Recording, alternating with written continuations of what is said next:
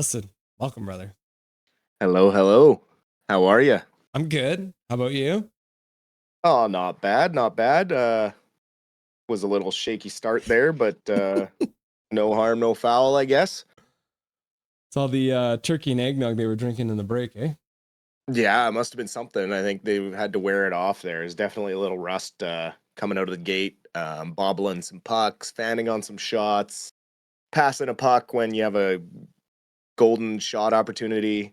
Just the little things that we like to do to make the game tougher on ourselves. Yeah, not a lot of chance to get ready for the game. They did have a practice yesterday, but then they did not do a morning skate today, obviously, with the 1 p.m. start time.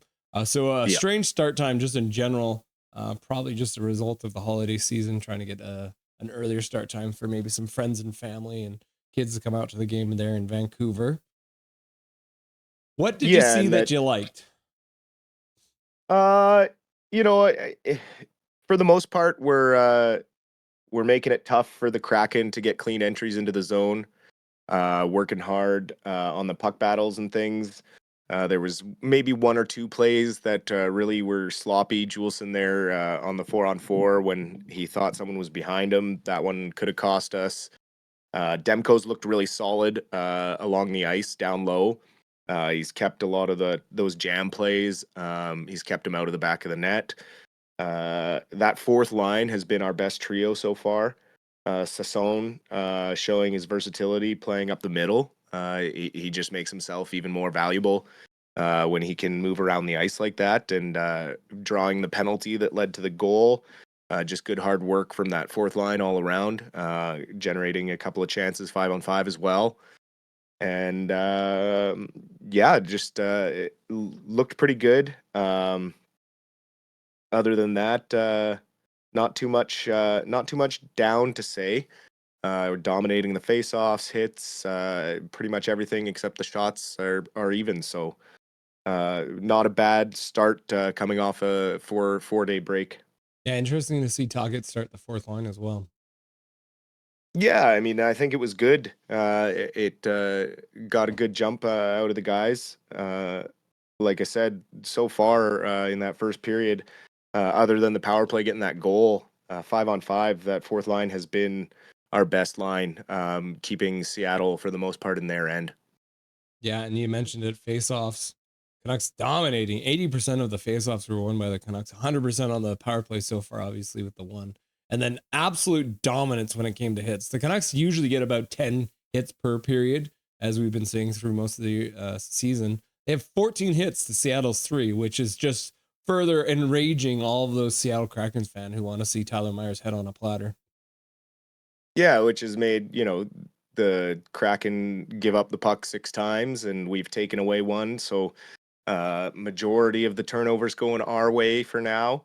So we just got to keep winning those puck battles, taking the puck away, making it hard for the Kraken to get to the inside. Other than some garbage stuff right in front of Demko, they're not really getting any clean looks. So that's a good thing, and we just got to keep going and build on the 1-0 lead we got out of that first.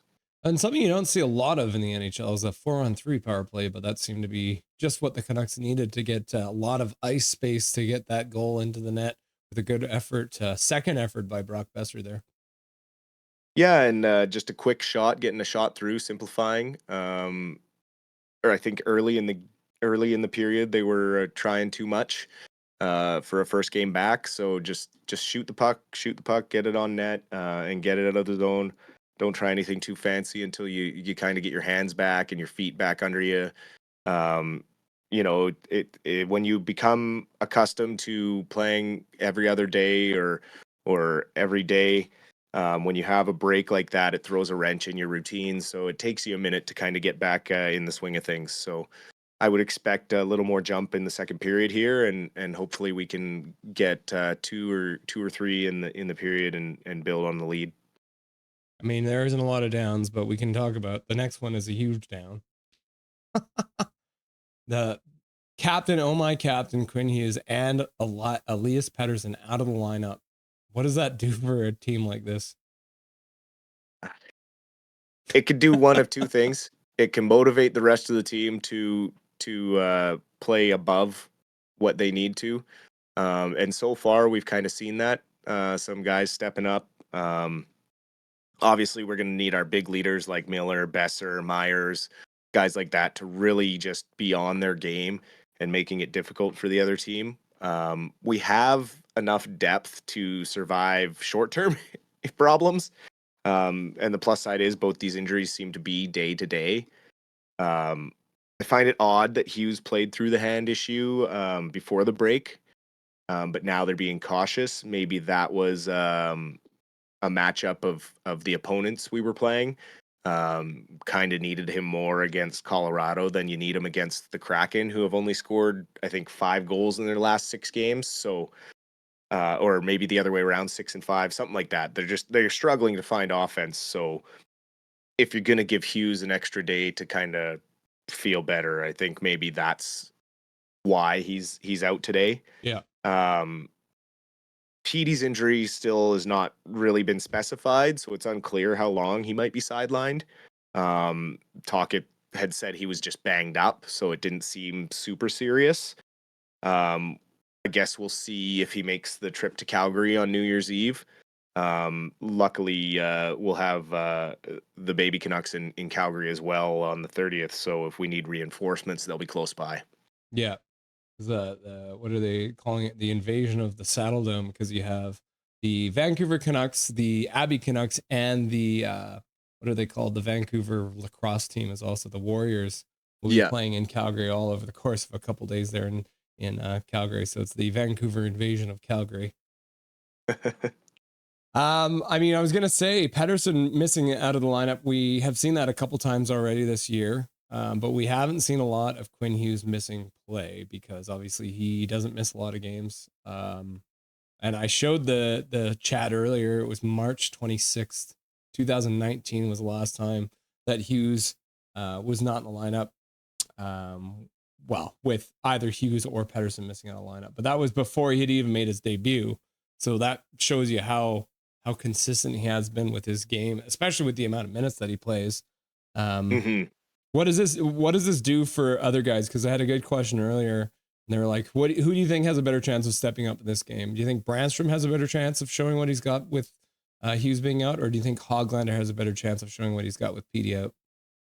I think you got to be careful trying to do too much. You just need to focus on playing your game. The guys that need to step up aren't necessarily the guys coming in to fill the holes of the players that are coming out.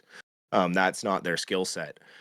We need like I said, the leaders like Miller, Besser, DeBrusque to really shine if these other players are out and fill those gaps. And we need the guys coming in like Brandstrom and that to just do what they can do best and just work to their strength as best they can. You saw it a bit in the first period there. Brandstrom kind of overthinking a few things, looking like he thinks he needs to do more, but he just needs to focus on playing his game and continuing to move the puck well and not getting too focused on the offense and really remaining in that 200-foot game that we need him to play while we're battling through a couple of these injuries. Yeah, and you mentioned it was DeBrusque, Besser, and Miller. And if you want to go through that, you got DeBrusque with a beautiful shot. He gets absolutely robbed by Grubauer, but Besser follows up and scores to jam in that puck. And then Miller back on a 3-on-1 against, which we saw Myers deal with earlier, but we saw Miller play a little differently than Myers did, kind of going off to the one side to make sure that Demko could see the shot, and ended up being looking really good in a defensive role back there. Yep. No, and that's that he played it the right way as a forward back there. You just give your goalie the shot and try and make sure that a sneaky pass can't get through because that'll be tougher for the goalie to save. So, just all around, we need those guys to keep doing what they're doing and try and keep the puck in the other end, and we'll be fine. Now insert the clip of Adam Sandler yelling, "You blew it." Canada loses for the first time ever at the World Junior Championship against Latvia. Probably the biggest win of Latvia's World Junior Championship career ever, right? Oh, 100%. First off, before we even start on this, credit to Latvia and especially their goalie. 62 total saves when you go regulation, overtime, and the shootout is an unreal performance in the World Juniors. So that was great to see. Um, but on the other hand, you got to look at Canada. You kind of look at the way the team was structured.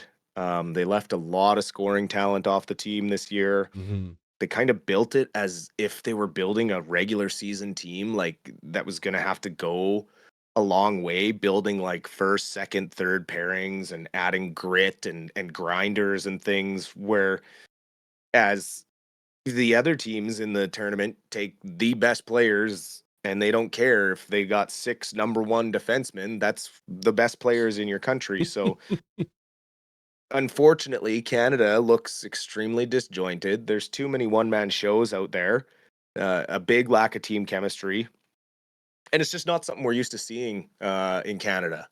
You know, we had the years of 2004 to 2014 where the World Juniors and hockey in Canada really thrived, and everyone was excited to watch the tournament every year. And I think it's become an issue of too many times we're seeing certain players being left off. It's become quite political and that sort of thing.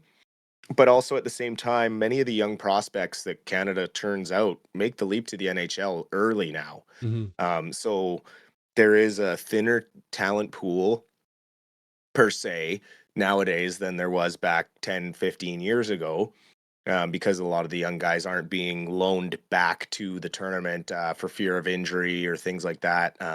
NHL teams don't want to take that risk, so they don't allow their players to go, even if they're playing in junior or in the AHL. They'll not want them to go. So there is that aspect. Connor Bedard, Macklin Celebrini could have played this year, but they're both committed to NHL teams. Hmm. So there's a lot that goes into it. But at the end of the day, I really point the finger at the coaching and the management for putting together a team that really lacks the offense that the other teams in the tournament have put together. So hopefully, they can find something to push through and get the next two wins in the round robin. But uh, really, they got to work more as a team. You see a couple of guys like Corwin out there. It looks like he's already fall victim to the I'm a Maple Leaf attitude. A lot of guys look like they think they're better than teammates, and so they got to start playing for the Maple Leaf on the jersey, and not for themselves and what they think their future is going to be if they do whatever in this tournament. Yeah, I mean, jumping on to the next topic, the Canucks prospects playing. We got three Canucks prospects playing in this tournament. In that Hmm. 3-2 shootout loss to Latvia, Canada lost Matthew Schaefer. He's going to be out for the whole tournament now, broken collarbone, probably their best defenseman. What that Hmm. means for the Canucks is they've got Sawyer Minio. So Yep. he will probably draw in the lineup. He hasn't played yet for Canada, but that'll probably make him get a spot on the team. So we'll look to see him probably play tomorrow. Hmm. Tom Willander, a huge Canucks prospect. What are you seeing for him so far in this tournament? He leads all skaters in the tournament in ice time so far. He's got 2 assists. He looks very solid in the defensive end. Of course, there's a lot of comparison being made between him and his tournament D partner, ASP, the Axel Sandin Pelika. Mm-hmm. Um, Obviously, for fans out there who don't really know much about the Red Wings pick, that player was picked with the draft pick in the Hronik trade. So there's always going to be a bit of a like, oh, okay, we got Wielander, and then they got this guy. And he kind of plays a style similar to Hughes, where it's offense driven. I think he has 15 shots on goal so far, but it's unfair to compare the two because it's like apples and oranges. Wielander is more like a Phil Hronik, where he plays physical, defensive hockey. Yes, he has some offensive upside, but he uses his size to his advantage, and you can rely on him to do the right things in your own end.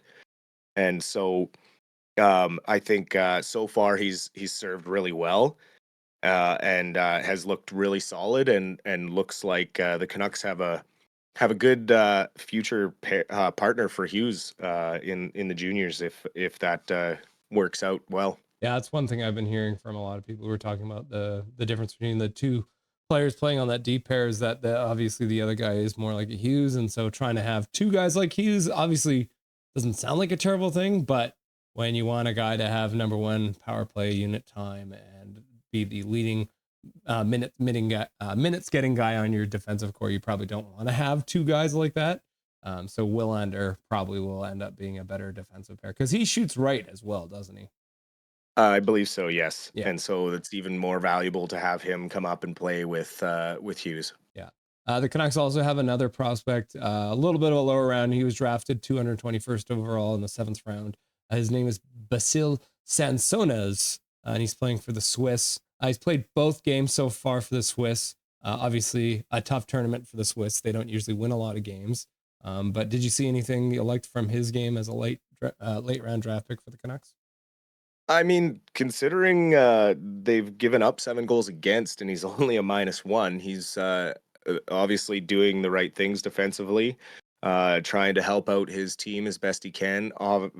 Let's be clear, the Swiss are extremely overpowered in this tournament. They'll be lucky to get a win, but obviously it's a good thing on the resume to be selected to play in this tournament, and um, yeah, hopefully, maybe the Swiss can sneak one here or there in the next day or two. But in all likelihood, just a good experience for a young man to play for his country and just move forward with his career, and hopefully can build from the experience. I noticed as well he played exactly 15 minutes and 33 seconds in both games, so that's consistency for you.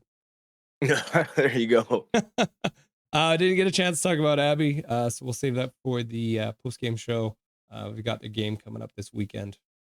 Yep. Other than Yeah. There's not a lot to update, anyways. But yeah, yeah. Quickly before we go, how do you think Teddy Bluger was walking into the dressing room this morning with the bragging rights over all the Canadian I boys? saw that there was a meme where he's was it Ed McMahon or whatever the guy is from the WWE, just like walking in like, how you doing, Canada guys? Yeah, I bet he got to get some good ribbing in for that one. Yeah, maybe Phil DiGiuseppe was tying his skates for him or something like that. Yeah. Awesome, Dustin. We'll chat again in the post game show. Sounds good. Enjoy the rest of the game. Nothing is perfect.